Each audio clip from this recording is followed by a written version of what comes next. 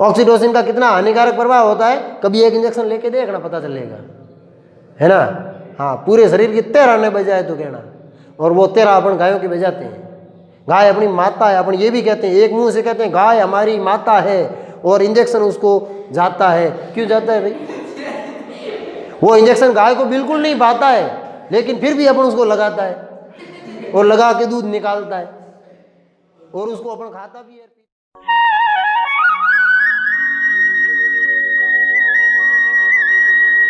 Hello guys, नमस्कार, स्वागत है आपका एक बार फिर से आपके अपने YouTube चैनल पर। हाजिर हैं हम आपकी सेवा में एक नए टॉपिक के साथ, नई वीडियो के साथ। उम्मीद है आपकी दीपावली बहुत शानदार, बहुत ही ज़बरदस्त और बहुत ही मस्त वाली निकली होगी। ऐसे अपने भी कुछ दोस्त थे बाहर जिनको अपन ने बोला था कि भाई दीपावली है, दीपावली पे घर पे आ जाओ। वो बाहर मजदूरी पे ऐसे गए हुए थे, तो उनका सीधा सीधा जवाब था कि भाई हम घर पर नहीं आ सकते। क्यों? क्योंकि राजस्थान सरकार ने पटाखों पर रोक लगा दी है। मार तो मैं डूलीन टिकड़ीन में पटाखान छोड़ना अब दावा को नहीं है। नहीं पढ़ेंगे अपन इस टॉपिक में मानव मादा जनन तंत्र और जनन की प्रक्रिया के बारे में। पिछले लेसन में अपन ने नर जनन तंत्र का अध्ययन किया था, ठीक है। आज अपन पढ़ेंगे मादा जनन तंत्र के बारे में। अपन ये पहले ही पढ़ लिया था कि भाई मानव एक लिंगी जीव है, तो नर जनन तंत्र अलग जीव में होगा और मादा जनन तंत्र अलग जीव में होगा। ये जो बोर्ड के ऊपर आपके सामने फोटो छपा हुआ है, ये फोटो जो है ये मादा जनन तंत्र का है। मादा जनन तंत्र के अंदर एक जोड़ी अंडाशय ग्रंथियां, एक गर्भाशय, एक जोड़ी अंडवाहिनी और एक योनिया वेजाइना पाया जाता है। इनसे मिल करके ये मादा जनन तंत्र बना हुआ होता है। ये जो एक जोड़ी अंडाशय ग्रंथियां होती है ना, ये अंडाशय ग्रंथियां यहां बना रखी, देखिए इसके अंदर लाल लाल लाल लाल रंग के कुछ गोले बनाए हुए हैं। ये गोले इन अंडाशय ग्रंथियों के अंदर उपस्थित अंडाणु या मादा युग्मक है। अपन ये पहले पढ़ा था कि जैसे ही बच्ची का जन्म होता है, जन्म के समय से ही इन अंडाशय ग्रंथियों के अंदर ये अंडाणु इतनी ही संख्या में पहले से व्यवस्थित रहते हैं, राइट। जबकि पुरुषों में ऐसा नहीं होता, उनमें शुक्राणु वृषण ग्रंथियों में पहले से नहीं पाए जाते हैं। वो एक निश्चित आयु आने के बाद बनना शुरू होते हैं। इनमें क्या होता है, एक निश्चित आयु आने के बाद ये जो अंडाणु है जो इस अंडाशय ग्रंथि में अपरिपक्व अवस्था में है, ये परिपक्व होकर बाहर निकलना शुरू करते हैं, और वो आयु होती है 11 से 13 साल। ये जो अंडाशय ग्रंथियां होती है ना, ये अपनी वक्ष गुहा में किडनी के नीचे पाई जाती है। अपनी किडनियां अमूमन यहाँ होती है, ठीक है, इस किडनी के जस्ट नीचे, एक लेफ्ट साइड में होती है और एक राइट साइड में पाई जाती है। इन अंडाशय ग्रंथियों को ओवेरी के नाम से भी जाना जाता है। इन अंडाशय ग्रंथियों के ऊपर ये जो अंडवाहिनी है, जिसको फेलोपियन ट्यूब या ओविडक्ट के नाम से जाना जाता है, ये इस अंडाशय ग्रंथि के ऊपर आने के बाद आगे का हिस्सा इसका फूल जाता है, और ये अंडाशय ग्रंथि के ऐसे ऊपर यूं पाई जाती है, और इसकी आगे की संरचना अंगुली जैसी ऐसी होती है। इन अंगुली जैसी रचनाओं को क्या कहते हैं, फिमरी या झालर, है ना। हाँ, झालर भी कहते हैं इसको, फिमरी के साथ साथ। और इसका इस फिमरी के जस्ट पीछे का हिस्सा थोड़ा फूला हुआ होता है, बड़ा सा, उसको क्या कहते हैं, एम्पुला कहते हैं। बाकी ये लंबी पतली नली की रूपी रचना है। इनका काम है ये यहाँ से जो अंडाणु मुक्त होगा उसको उठा करके कहाँ पहुँचाना, गर्भाशय। गर्भाशय क्या है, गुब्बारे जैसी रचना है, और इस रचना का निर्माण इन अंडवाहिनियों के मिलने से ही होता है। ये दोनों अंडवाहिनियां इधर से आती है, आपस में मिल जाती है। इसका बीच का हिस्सा खोखला होता है जो गर्भाशय का निर्माण करता है। ये गर्भाशय की जो भित्ति होती है उसकी सबसे आंतरिक सतह को एंडोमेट्रियम कहते हैं। बीच वाला मांसल हिस्सा मायोमेट्रियम के नाम से जाना जाता है, और सबसे बाहर वाले हिस्से को एपीमेट्रियम के नाम से जाना जाता है। और ये गर्भाशय के ऊपर का जो चौड़ा हिस्सा है इसको फंडस कहते हैं, जो ऊपर की साइड रहता है, ठीक है। और गर्भाशय के नीचे का हिस्सा है वो थोड़ा संकरा होता है इस प्रकार से। इसे क्या कहते हैं, गर्भाशय ग्रीवा या सर्विक्स के नाम से जाना जाता है। और ये सर्विक्स या गर्भाशय ग्रीवा आगे एक पतली नली के आकार की रचना से जुड़ी रहती है, जिसे योनिया वेजाइना के नाम से जाना जाता है। इस योनिया वेजाइना की लंबाई 10 से 12 सेंटीमीटर होती है, और इस वेजाइना के अंदर लैक्टोबैसिलस जीवाणु पाए जाते हैं। लैक्टोबैसिलस जीवाणु दही में होते हैं, आपको पता हो तो, ठीक है, लैक्टिक अम्ल का निर्माण करते हैं। का मतलब ये हुआ कि योनि का जो माध्यम होता है वो किस प्रकार का होता है, अम्लीय माध्यम होता है। अब अपन नेक्स्ट में क्या पढ़ेंगे, जनन की प्रक्रिया। जनन की प्रक्रिया में सबसे पहले ये जो अंडाशय ग्रंथि है इसके द्वारा एक अंडाणु यहां मुक्त किया जाएगा। मान लेते हैं अपन इस अंडाशय ग्रंथि के द्वारा एक अंडाणु मुक्त होके यहां आया, ठीक है। अंडाशय ग्रंथि केवल अंडाणु ही नहीं बनाती, इसके साथ साथ दो हार्मोन बनाती है, कौन से, एस्ट्रोजन और प्रोजेस्टेरोन। जैसे ही ये अंडाणु मुक्त होता है, अंडाशय से बाहर आने के बाद इसका जीवन काल केवल कितना होता है, 2 दिन का। यदि इन 2 दिनों के अंदर अंदर इसके पास शुक्राणु पहुंचते हैं और इसका निषेचन होता है तो जीवन काल इसका आगे बढ़ेगा, और यहाँ नहीं पहुंच पाते हैं तो ये अंडाणु क्या हो जाता है, नष्ट हो जाता है। यदि इन 2 दिनों के अंदर इस वेजाइना में यहाँ पर शुक्राणुओं को लाके छोड़ा जाता है, मैथुन की क्रिया या संभोग की क्रिया द्वारा, सिसन के द्वारा शुक्राणु यहाँ लाके छोड़े जाते हैं, ठीक है। इस स्थिति में जो शुक्राणु छोड़े जाते हैं, शुक्राणु एक गतिशील रचना होती है, जबकि अंडाणु में किसी प्रकार की कोई गति नहीं पाई जाती है। अंडाणु में गति नहीं होती है, लेकिन युग्मनज यहां से यहां तक पहुंचता है। तो इस फैलोपियन ट्यूब की आंतरिक सतह पर पाए जाने वाले शीलिया या पक्षमाप के कारण होता है। छोटे छोटे रोमनुमा आकृति पाई जाती है अंदर, ये ऐसे आगे पीछे हिलती है। ये इस अंडाणु को या इस युग्मनज को या इस कोरक को यहां से गति करवाते हुए कहां पे लाती है, गर्भाशय तक पहुंच जाती है। तो ये सीलिया के कारण गति होती है, जबकि शुक्राणुओं में गति सीधी होती है। शुक्राणु यहां लाके छोड़े गए, ये ऊपर की तरफ गति करेंगे, गति करते हुए धीरे धीरे धीरे धीरे धीरे धीरे यहां पहुंचेंगे, कहां पे, एम्पुला में, जहां पे कौन है, अंडाणु। अब यहां सारे शुक्राणु नहीं आ जाएंगे, ये माध्यम अम्लीय है, शुक्राणु क्षारीय माध्यम में होते हैं, आपको पता हो तो भाई। वीर्य या सीमन जो होता है उसका माध्यम कैसा होता है, क्षारीय। तो कुछ शुक्राणु तो यहाँ इस अम्लीय माध्यम के कारण नष्ट हो जाते हैं, कुछ यहाँ तक गर्भाशय तक पहुंच पाते हैं, यहाँ पहुंच ही नहीं पाएंगे। कुछ एक शुक्राणु यहाँ पहुंचेंगे, वो भी हजारों की संख्या में हो। वैसे शुक्राणु इसीलिए लाखों करोड़ों की संख्या में बनते हैं, जबकि अंडाणु केवल एक बनता है, क्योंकि यहाँ निषेचन की संभावना जितने शुक्राणु अधिक होंगे उतनी ज्यादा बढ़ेगी। यदि यहाँ शुक्राणु कम है तो आधे से अधिक तो यही मर गए, कुछ यहाँ पहुंच ही नहीं पाएंगे। जब अंडाणु तक शुक्राणु नहीं पहुंचेंगे, निषेचन नहीं हो पाएगा। इसीलिए शुक्राणु तो बनते हैं ज्यादा, अंडाणुओं की संख्या होती है कम, क्योंकि इनको कहीं जाना है नहीं, ये तो यही बनेगा। निषेचन होना है तो शुक्राणु को यहाँ आना पड़ेगा, ठीक है। तो शुक्राणु यहाँ से पहुंचे, इसको चारों तरफ से घेर लेते हैं, सारे शुक्राणु इसके अंदर घुसने का प्रयास करते हैं। इसकी दीवार को भेद करके शुक्राणु के आगे का सिरा एक्रोसोम कहलाता है, आगे का सिरा, उस एक्रोसोम के द्वारा लाइसोजाइम जैसे एंजाइम बनते हैं। वो एंजाइम इस अंडाणु की भित्ति को भेदते हैं, भेद करके शुक्राणु इसके अंदर प्रवेश करेगा। जैसे ही एक शुक्राणु अंडाणु के अंदर प्रविष्ट हुआ, वैसे ही इस अंडाणु की बाह्य भित्ति द्वारा एक ऐसा रासायनिक पदार्थ स्रावित किया जाता है, निर्मित किया जाता है, जिससे बाकी के सारे शुक्राणु इसकी सतह को छोड़ के दूर हट जाते हैं। और वो जो अंदर घुस गया, इस प्रक्रिया को फर्टिलाइजेशन या निषेचन कहते हैं।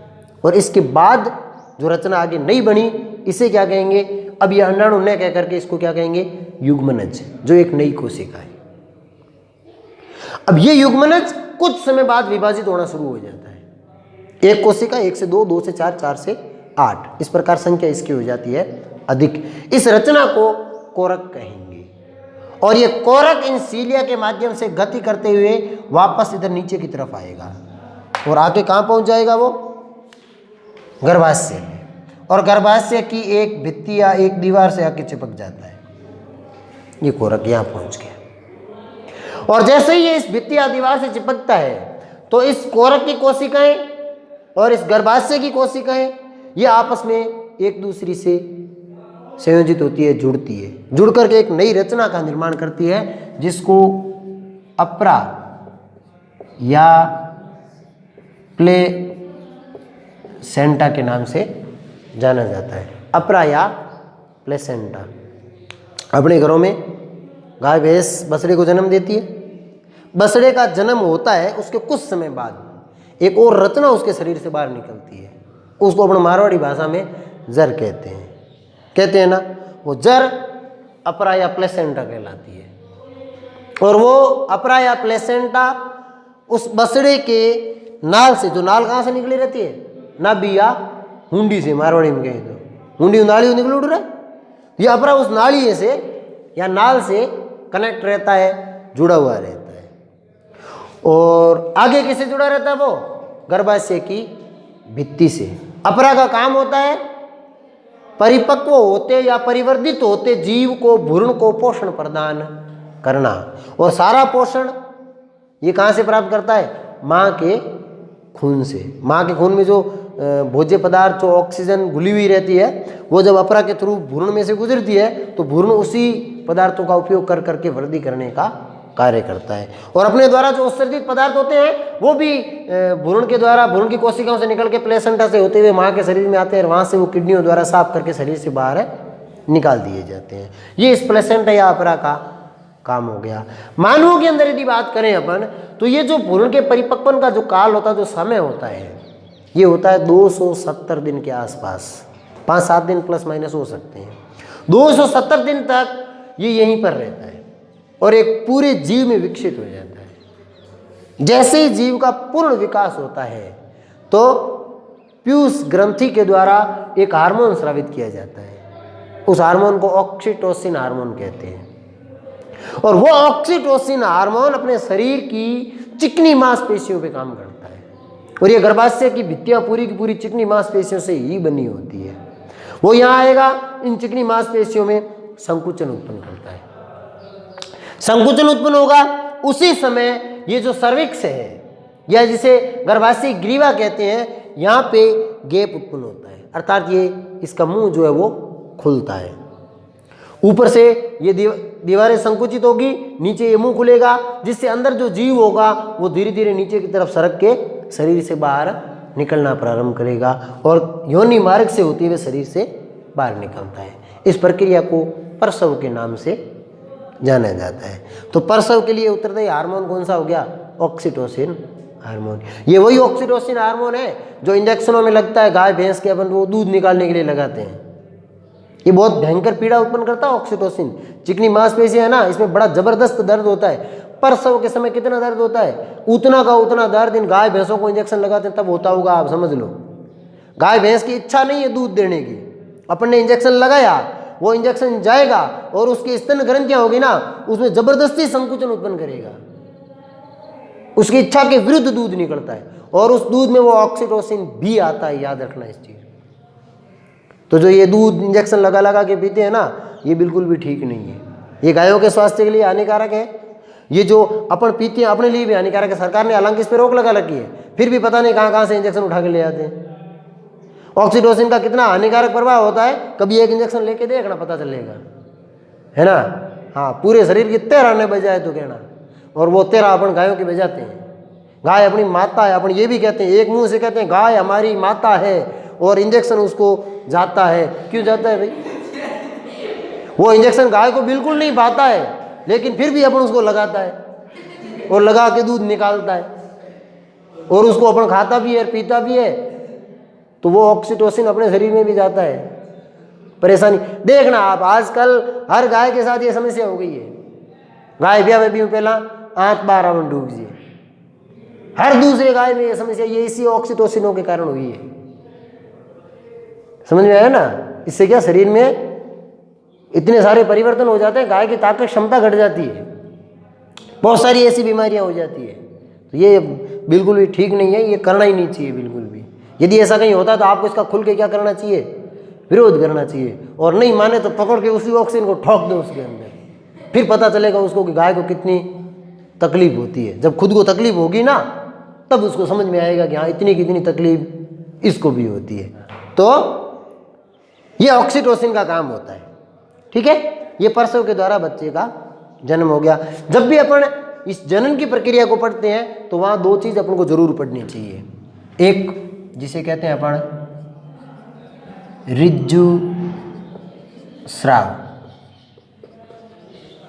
या मासिक धर्म के नाम से जिसको जाना जाता है, ये पढ़ना जरूरी है।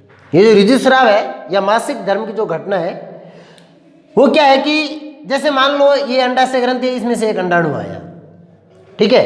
अब ये जैसे अंडाणु परिपक्व होकर बाहर आता है ना, उससे 8-10 दिन पहले ये जो गर्भाशय है ना, ये कुछ तैयारियां करता है। कैसे? जैसे अपने घर पे शादी ब्याह मोगो हुए, आप अभी 5-7 दिन पहले तैयारी शुरू करा, मेहमान आई बंगे उड़ने खावड़ने पीवड़ने जगह चाहिए। सेम डिटो प्रोसेस यहाँ होती है। ये इसके लिए मेहमान है, यहाँ आएगा 9 महीने तक रहेगा, तो आप तो खाली मेहमान 4 घंटा जिम्मेवानी की तैयारी करा है ना, वो तो 9 महीने रही, तो इसको पूरी तैयारी चाहिए प्रॉपर, ठीक है। तो ये जिस दिन निष्कासित होगा उससे 8-10 दिन पहले ये तैयारी शुरू कर देता है। और ये निष्कासित होता है, वो तैयारी इसीलिए करता है कि गर्भाशय को लगता है कि भाई डेफिनेटली ये बाहर निकलेगा तो निषेचन होगा, निषेचन होते ही भ्रूण बनेगा और वो यहाँ आएगा, इसलिए उसके रहने की खाने पीने की सारी व्यवस्था मैं पहले से कर लूँ। ये पहले से इसीलिए तैयारी करता है, ठीक है। अब यदि निषेचन नहीं हो, अर्थात ये अंडाणु तो बाहर निकल गया लेकिन यहाँ शुक्राणु नहीं पहुंचे, तो निषेचन नहीं होगा, और निषेचन नहीं होगा तो इस अंडाणु की 2 दिन बाद क्या हो जाएगी? मौत। मान लो आप किसी महीने की 1 तारीख को अंडाणु बाहर निकलता है, तो मैंने कहा 2 दिन तक जीवित रहेगा, मतलब इसकी मृत्यु हो जाएगी कितनी तारीख को? 3 तारीख को ये अंडाणु नष्ट हो जाएगा। जैसे ही ये अंडाणु नष्ट हो जाएगा तो ये धीरे धीरे गति करते हुए कहाँ पहुंचेगा? गर्भाशय में। जो अब जीवित नहीं है, कैसा हो चुका है? मर चुका है। जब वो मर चुका है तो यहाँ जो भोज्य पदार्थ, ये जो देखो गर्भाशय की दीवारों को ऐसे मोटा मोटा बना रखा है, ये मोटी इतनी होती नहीं है, लेकिन ये अंडाणु के लिए भोज्य पदार्थों का संग्रहण करने के लिए धीरे धीरे क्या हो जाती है? 8-10 दिनों में मोटी हो जाती है। जब अंडाणु मर जाता है तो फिर इसके अंदर संचित पदार्थों का कोई काम शरीर में नहीं बचता, तो ये यहाँ से दीवारें विघटित होती है, टूटती है, ब्लड, विभिन्न प्रकार की कोशिकाएं, म्यूकस और ये मृत अंडाणु ये इस योनि मार्ग के द्वारा शरीर से रक्त के रूप में बाहर निकलते हैं, ठीक है। इसी घटना को अपन ऋजुस्राव या मासिक धर्म के नाम से जानते हैं। जब ये घटना होती है ना, उसमें शरीर में से यदि ब्लड निकलेगा तो शरीर में कमजोरी आएगी, जाहिर सी बात है, सीधी सी बात है, ठीक है। तो ये जो कमजोरी आती है, इसी कमजोरी के कारण इन 5 या 7 दिनों में महिलाओं को आराम की आवश्यकता होती है। अब अपने विष्णु समाज में अपने जम्बेश्वर भगवान ने ये नियम बनाया कि इन 5 दिन के दौरान आप सूतक का पालन करोगे, घर के अंदर कोई काम नहीं करोगे। वो तो वैज्ञानिक थे, आज से 500 साल पहले। विज्ञान को वो बातें अब समझ में आ रही, वो उसी टाइम वैज्ञानिक थे। उन्हें पहले से पता था कि इन दिनों महिलाओं को आराम की आवश्यकता है, तो मैं ऐसा एक नियम बना देता हूं। अब सूतक का कहूंगा तो ही लोग पालन करेंगे, वरना तो पालन करेंगे नहीं। तो ये इसका एक वैज्ञानिक आधार भी है पीछे। लेकिन अपन ने क्या किया? अपने फायदे के लिए काम को ही 2 भागों में बांट दिया, एक घर में लो काम है, एक बाहर लो काम। अब जब ये ऋजुस्राव या मासिक धर्म की घटना होती है तो अपन कहते हैं घर में लो काम करे कौन, बाहर लो करे, जबकि घर में ले करते बाहर ले 10 गुना मार हल्ली पड़े। महिला को तो आराम की जरूरत है, अब बाहर ले काम में डगोदा, जो बिल्कुल भी उचित है नहीं है। इस ऋजुस्राव की जो ये प्रक्रिया ये चलती कितने दिन है? 5 से 7 दिन चलती है। 5 से 7 दिन का मतलब ये 3 तारीख प्लस 7, डेट कितनी हो गई? 10 तारीख। 10 तारीख को ऋजुस्राव की घटना क्या हो जाएगी? समाप्त या खत्म। इसके 10 दिन के आगे प्लस 14 दिन बाद नया अंडाणु निकलेगा। 10 प्लस 14 मतलब कितनी तारीख हो गई? 24 तारीख। आप इसमें से 4 दिन पहले कर सकते हो और 4 दिन बाद में कर सकते हो, अर्थात 20 से 28 तारीख के बीच अगले अंडाणु के निकालने का समय होता है। बीच में समय कौन सा रहा? 7 प्लस 10 तारीख को तो ऋजुस्राव की घटना खत्म हुई, ठीक है। फिर 10 से लगाकर 24 तक कितने दिन हो गए? 14 में से अपन ने कहा 4 माइनस कर लो, यानी कि 20।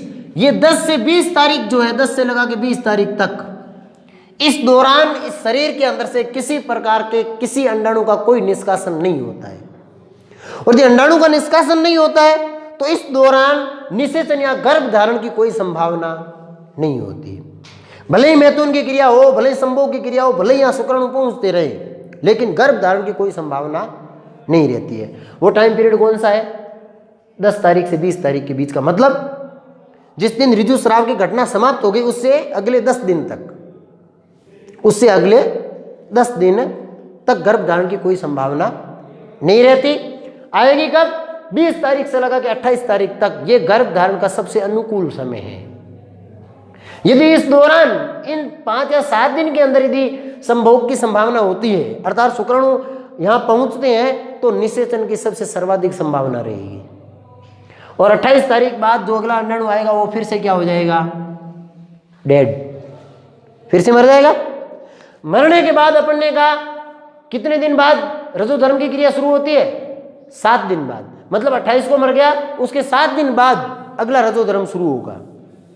तब तक भी इन 7 दिनों में भी यहाँ किसी प्रकार का कोई अंडाणु नहीं होगा, तो यहाँ भी गर्भ धारण की कोई संभावना नहीं रहती। तो गर्भ धारण की सर्वाधिक अनुकूल संभावना कहाँ हो जाती है?